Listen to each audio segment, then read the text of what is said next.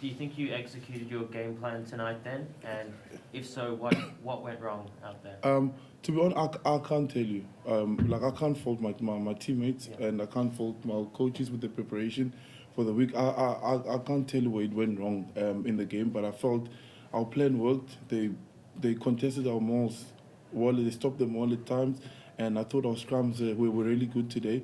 I don't know where we went wrong, to be honest. We have to look at the video. Jacques, on first glance or first thoughts after that game, where do you think it went wrong tonight, or do you think the game plan is executed to a T? No, I thought the game plan worked. I thought we had opportunities. I thought they had opportunities. Yeah, listen, probably came down to the wire.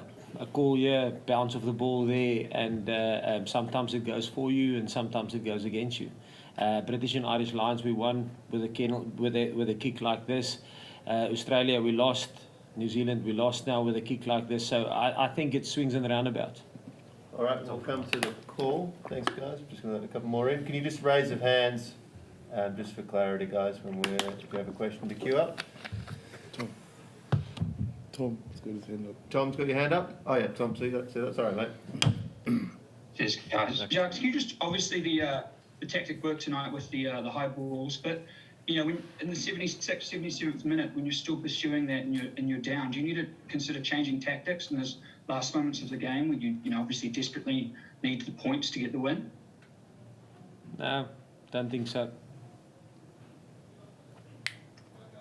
Sia, what was it like out there for you tonight? Obviously, 100th test has been mentioned, but haven't played the All Blacks since the World Cup. Was it refreshing to play sort of a team that you haven't played for a while? Yeah, no, it was good. It meant the same as we didn't play Australia in a while, so and obviously Argentina too. So it was really great to play against them. It's always great, and I think on the question on Jacques, we were on the field on the 77th minute, and the message was like from the players, not from upstairs, stick to the game plan because that's how we know how to play, and it's always worked for us. So we were never gonna change anything because that's how we won the balls back. So yeah, I really love that because it's been working the whole day. Why change it at the end? So yeah. Right, next one. Okay, thanks, guys. Thank you. Yeah, is that Ken? Ken, coming to you. Just need to unmute yourself. Thank you. Thanks. Hi, Jacques. Hi, Sia. Congratulations, I guess, on a great effort, especially you, Sia.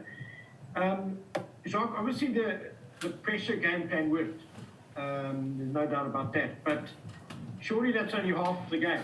That you then have to do something with the opportunities, with the turnover ball that you create from that pressure. And we saw a couple of times front football on the 22 and an up and under is kicked, which effectively makes it a 50-50 contest. Surely some of the decision making once the pressure's created with the turnover ball, surely some of the decision making and the intent after that could have been better, especially in the last few minutes. Yeah, it depends. One have to have a look and see. People always say, listen, attack space. That's how you play rugby. But if they have 14 in the front line and only one at the back, there is unfortunately not a lot of space in the front line. So then I back the players to make good decisions. Sometimes the space is in behind, and sometimes people.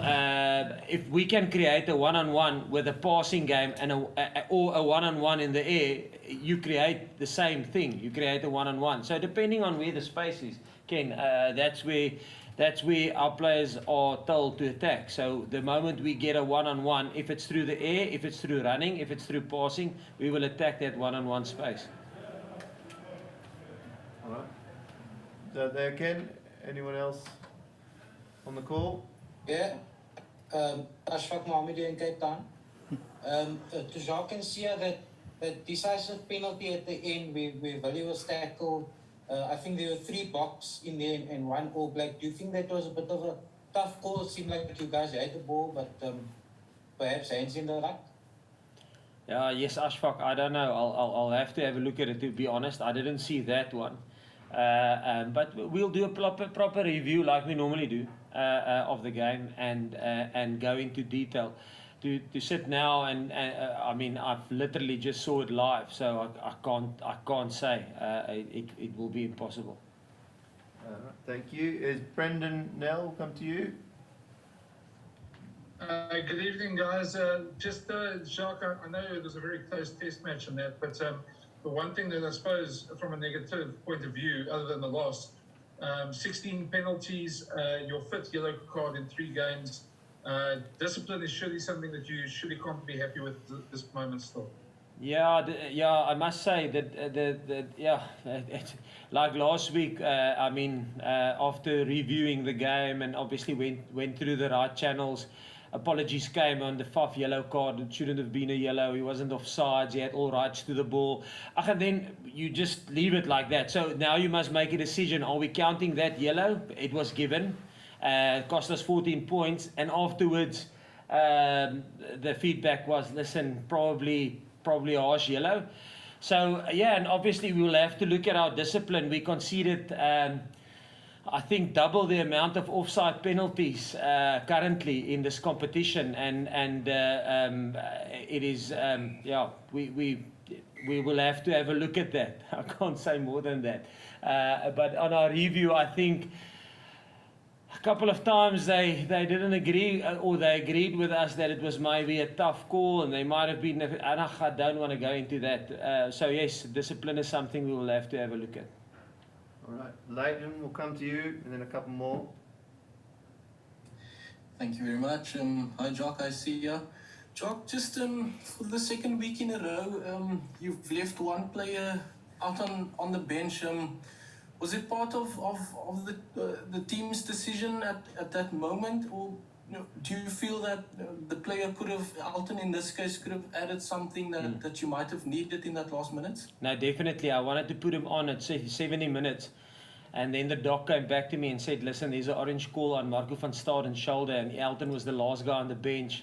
So unfortunately, we wanted to get him on. But if we put him on and Marco comes off, we have to play and finish the game with 14, and we were leading by that stage. So it was a tough call in terms of not getting him on. But the idea was to get him on between on 70 minutes. But unfortunately, sometimes things happen like that, and you can't, you know. So yeah, that was what happened there. All right, last one, guys, and then they're going to go on to their other Zoom. I don't see any raised hands, so we could wrap it up there. All right, thank you very much, everyone. We'll have the Australia-Argentina press conference back on this link following that game. Thank you. Thank you. Thank you, see you. Thank you, sir. Thank you. Thank you. No, we'll still play next week.